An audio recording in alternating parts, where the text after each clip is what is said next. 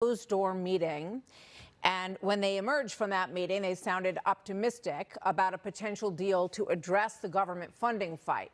The deal may involve passing 5 appropriations bills out of the 6th, and then a short-term funding patch for DHS so that the government can stay open while the negotiations over DHS and the way that it does its duties, those talks could continue. So with that, let's bring in House Minority Leader Jeffries. Leader Jeffries, thank you very much for joining us today.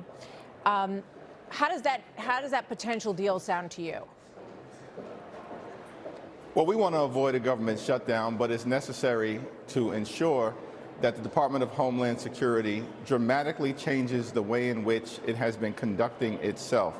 Taxpayer dollars should be used to address the affordability crisis here in the United States of America, which is very real. It's not a hoax. It's ongoing, by the way. Taxpayer dollars should not be used to brutalize or kill American citizens or to violently target law-abiding immigrant families. So there are a variety of reforms that need to be put into place that the American people are demanding.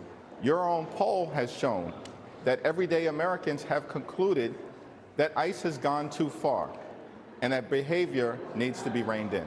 So one of the issues here is that ICE's funding is already on the books through the big, beautiful bill. I know you have another name for it, but that's already on the books through 2029. So if a shutdown happens, which is sounding more and more likely because the House isn't in session until Monday or Tuesday, I think at the earliest, so why would you risk potentially allowing FEMA and TSA and the Coast Guard to lose funding over this?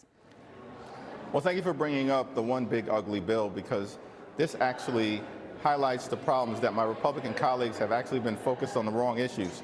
In the one big ugly bill, they enacted the largest cut to Medicaid in American history, literally ripping health care away from about 14 million Americans. Hospitals, nursing homes, community-based health clinics are closing as a result of what they have done. In that same bill, they cut nutritional assistance to hungry children, families, veterans, and seniors by $186 billion, the largest cut to food assistance in the history of the country. And in that very same bill, you're right, they gave the Department of Homeland Security an additional $191 billion and gave ICE $75 billion.